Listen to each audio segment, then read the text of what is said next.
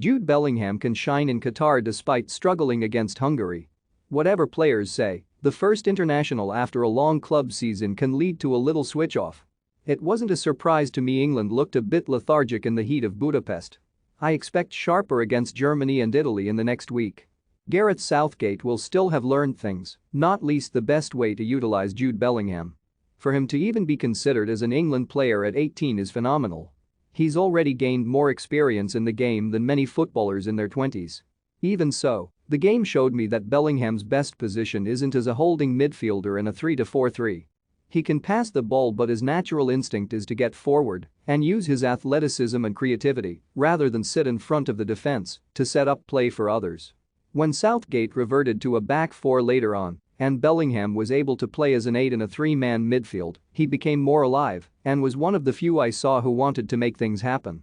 He had a shot blocked and made a couple of late runs into the penalty, Frank Lampard style, but unfortunately wasn't found. Only one teenager this century has started an opening World Cup game for England, Raheem Sterling in 2014. It shows how hard it will be for Bellingham and I suspect Southgate will begin with the tried and trusted Declan Rice, Calvin Phillips and Mason Mount in Qatar. There is no shame in that for the teenager, and he's more than capable of making an impact if he is called up during the tournament.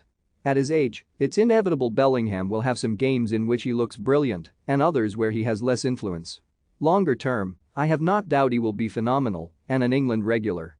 It's just a big ask for him to achieve that by November. You have to remember he is still younger than Declan Rice or Calvin Phillips were when the 2018 World Cup took place. They weren't in Southgate's plans at all at that stage. Bellingham may have a couple of years in and out of the England team, but after that he'll be a cornerstone. He has shown at Borussia Dortmund he has the mentality to cope with pressure.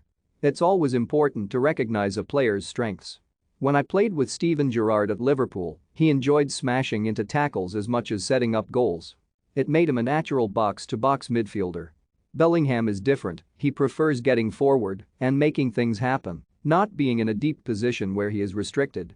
I've always preferred Southgate's England in a 4-3-3 because that is the formation most of his players are comfortable with from their clubs. The Hungary defeat hasn't changed my mind. I wasn't surprised we switched from the back three after falling behind. There are only 5 internationals left before the next World Cup and I think it's going to be difficult for anyone to make a late run now into Southgate's squad, given the quality he is already picking and his loyalty to those who have reached a World Cup semi-final and European Championship final. It doesn't mean squad players can't become starters during a tournament however.